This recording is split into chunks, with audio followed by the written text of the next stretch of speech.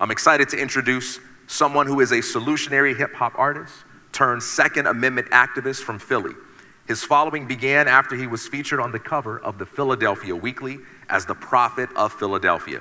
He founded the Black Guns Matter movement in 2015 and advocates for Second Amendment education and information for urban communities. Maj has been featured in the New York Times, Time Magazine, National Public Radio, Fox News, CNN, BET, Essence, and NRA News for his out-of-the-box approach to Second Amendment advocacy. He's been awarded by the National Shooting Sports Foundation for his work in inner-city communities.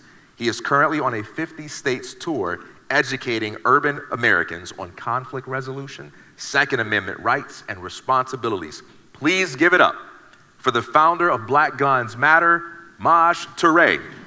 That y'all picked. Can I move around on this stage? Is there a reason that y'all picked the seats that y'all picked? What's your reason? I like to be up front so I can see everything. So y'all want to be in the back, or do y'all want to come up as a family? You can. You're liberty-minded. I'm just giving you the option to do so. Come on, don't be afraid, come on. I don't bite. She does not bite.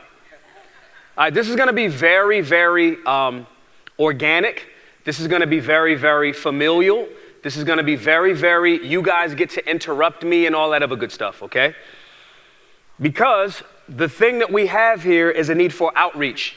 And you guys can jump in the middle of the presentation. You can disagree. You can stop me. I got a clicker.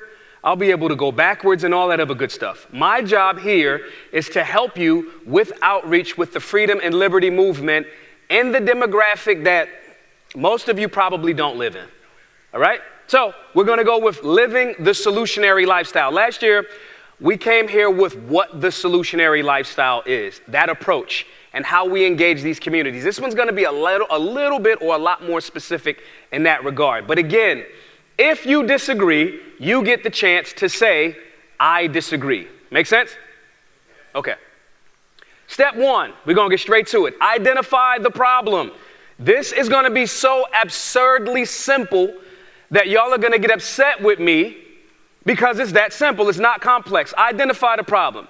Let's say the problem just happens to be urban demographics overwhelmingly vote Democrat. Like the rhetoric is like 90% Democrat, right? Do we think that that's a problem, or are we loving the direction that America's going because of that? It's a problem, right? So in that space, what would we do? We would educate. I personally am a libertarian. I was raised Democrat. I grew up a bit. No diss to my Democrat friends and family. I grew up a bit based on information. Then I was a Republican. We're a constitutional republic. Then after a while, when I started to see at certain events, won't name them, when I started to engage with a lot of people from the GOP and the Republican Party, I was kind of convinced that they were not concerned with moving the needle forward in urban America. Even though they have this rich tradition as it relates to guys like Frederick Douglass, Republican, the GOP had a serious hand in ending captivity in America for folks that look like me. They were not interested in doing outreach in urban America, by and large, not every single person. Make sense?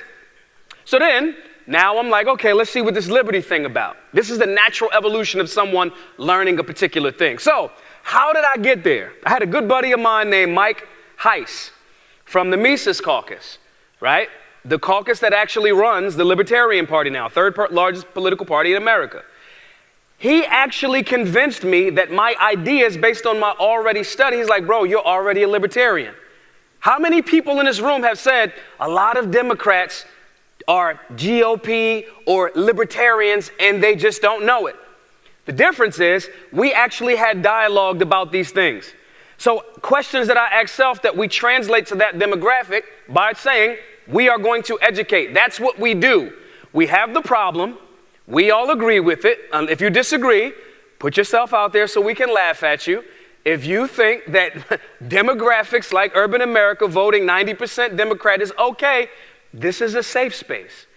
You are welcome to say that. But when we want to change that, we talk about what is libertarianism or GOP or what is a constitutional republic. What is civics? That process of going through that with the people individually in that demographic is what we must do. Simple questions like, yo, You just bought a gun. In 2020, the government told you that they're not going to come help you, and the police have no obligation to help you. You're voting for someone that's going to support that policy. How does that policy affect you as the new gun owner? Does that make sense? We are educating more than legislating. What not to do? How many of you have heard this statement before?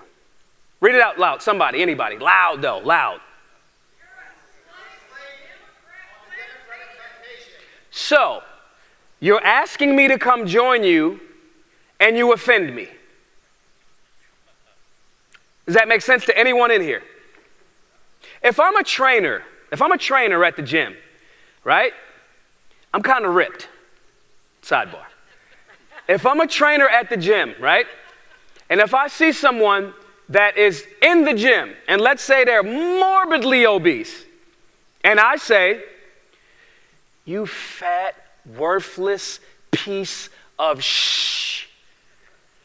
Come give me $100 an hour to help you not be a fat, worthless piece of shh. Is that going to work?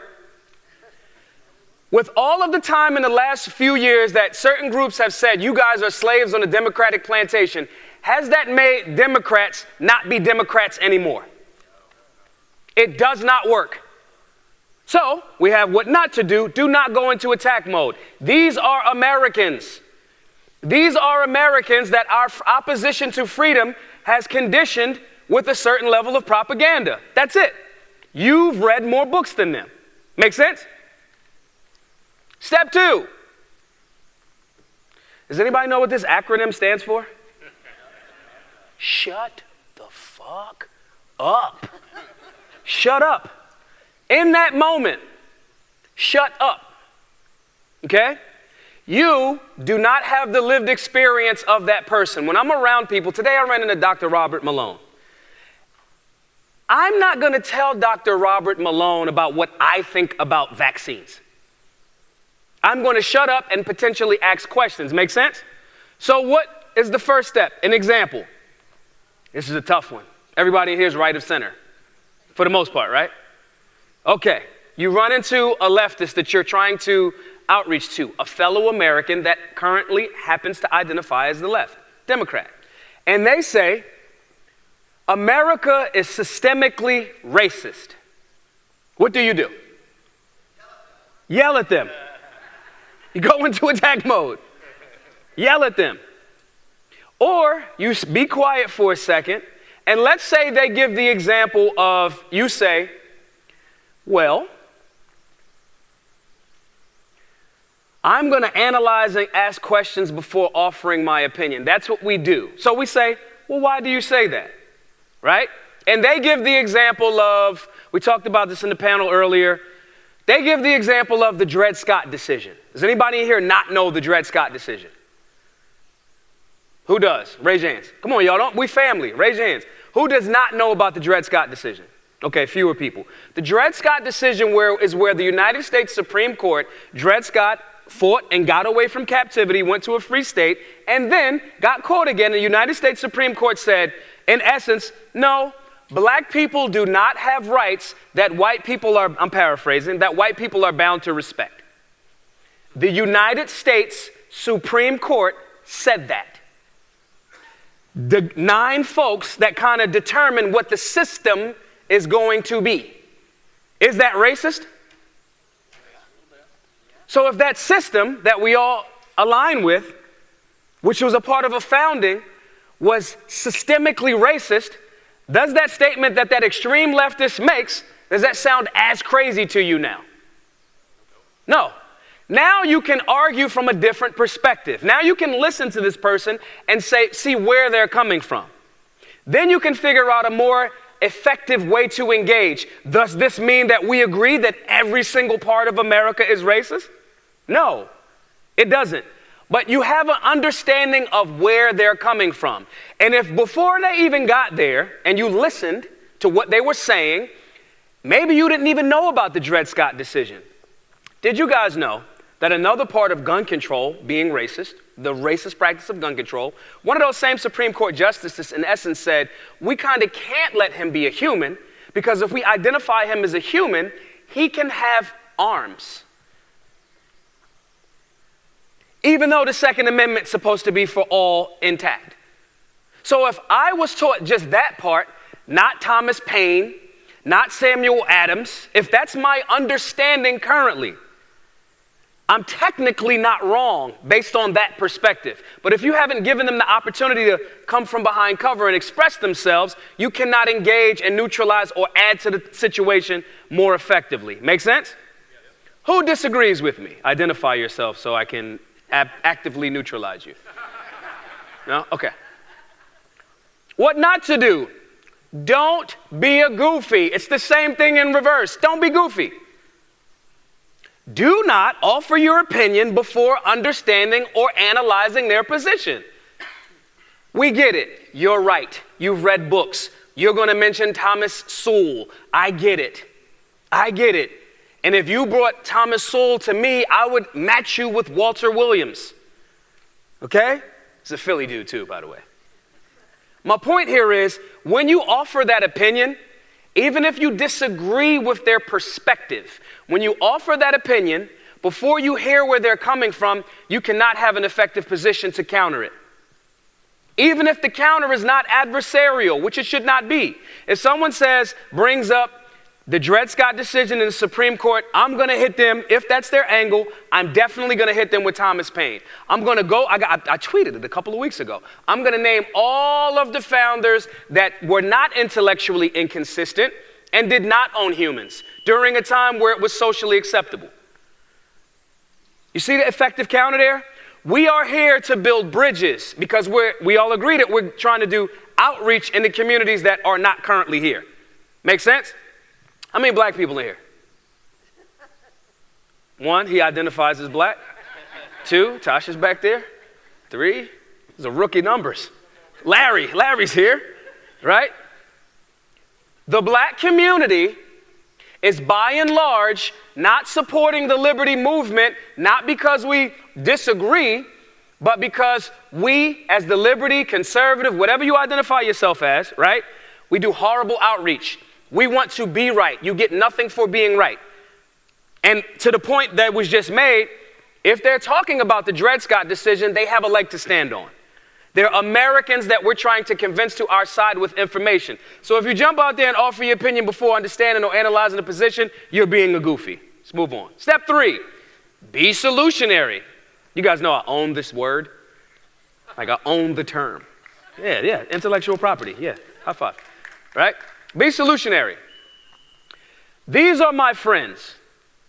This is Danny and Cheryl Todd. They are a couple that in the very beginning of Black Guns Matter, they were the first to venture out. I remember I had a conversation with Cheryl, and she was like, well, you say some kind of racy things on the internet. We're not sure. And they brought us out. Their store at the time, they have Pot of Gold auctions. Their store at the time, I think I'm in that picture right there. I don't know. But there's Argo J. There's more black people in that picture than in this whole room. Okay? If you guys did not know, Danny and Cheryl happen to be white. Americans, humans, that did the work of outreach in one of their stores, AZ Firearms, was right in the middle of what's the hood for Phoenix, right? Avondale. Now they have Pot of Gold auctions situated similarly. This was one of the first groups and families. These are my friends that apply the information that we have discussions about consistently. A vast majority of their businesses went from, I got like 8 black people and Mexican folks to like 30, 40%. It's not me making this up. That's them telling that, all right? Solutionaries. Scott Pressler. Does anybody not know what Scott Pressler does? Scott Pressler is a member of the Republican Party in the GOP, outside of the fact he's like this tall. He looks like a slim Fabio, right? He's gorgeous. Scott Pressler goes into communities that the GOP, with very little help from the GOP, it's definitely a knock to the GOP. I'm saying it, not Scott. He goes into the communities that a lot of people in the GOP say are unwinnable districts. There's no point of us going there. Like, every Rocky movie is the opposite of what they're telling. Rocky was never supposed to beat Drago. He fought him anyway and won. Okay? He goes into the areas where they say these are unwinnable districts. He does community cleanups. And literally, when the gas started going through the roof under the current administration, he started signing people up to switch their political affiliation to the GOP and the Republican Party at gas stations at the pump, where they could feel the pain. Right here at this moment, you can tell the difference between the Trump administration and the Biden administration. And I don't care if you're a libertarian, I do not care. That is a solutionary-based thing. That's him recognizing the problem, not arguing, did something while doing community cleanups and political cleanups. That's Scott Presler, okay? King Randall, another good friend of mine. Albany, Georgia, like one of the poorest towns in Georgia, maybe even one in the country, right? Literally started, this guy's, how old is it, Randall? I think he's like 25. He started a school. He raised the money. He took children into his home, raised a school for boys, teaches them firearm stuff, changing oil, respect for adults. All of the things that we say, oh, the community got to pull itself up by the bootstraps. That's literally what he did without complaining about it. You know what happened to Randall a couple of weeks ago? He had this school. He's getting pushback from local Democratic government. Somebody broke into the school and destroyed the entire school. He called me the day it happened. The people that broke into the school were still in the school, and he's armed. He goes to check on it. He has to hold the bad guys at gunpoint with some of his students there. The police come, they arrest the guys, some of them homeless, but to me, it's like, bro, they wasn't just trying to squat. They destroyed pictures, kicked through doors. I said to him, bro, you got to go public with this. He said to me, we're just going to put our heads down and keep working. That is a solutionary. These are examples of the type of outreach. There's black people in there, there's white people in there. This is universal. If we want the liberty and freedom movement to move forward, you have to do outreach. Please, guys, this is my third Freedom Fest, okay? We're in one of the blackest cities in America. We have to do more outreach. There's 4 black people here. I offer myself as a tribute to be an ambassador at wherever one is to get into that next demographic that we need. We have a simple formula that will work. Do you know why I know it works? It's because it's exactly what I did with Black Guns Matter. When everybody said, don't go into those anti-gun places, don't go here, don't go there. Why would you go to Baltimore first? Maryland is anti-gun. That's where we need the treatment the most. Make sense? Finding liaisons, building teams, joining communities, and making collaborative effort. Those 4 phrases right there sum it all up. What we did was we created a website, because obviously I can't replicate just myself, but you, ladies and gentlemen, are our force multipliers. If you apply this thought process, understanding that some of the people that you talk to are going to 100% say something that you 100% disagree with. If you follow that formula, you will at least develop the rapport that's necessary to create the framework for us to build find those liaisons, build those teams, join that community together, bring them to our side, us go into their side as well, right?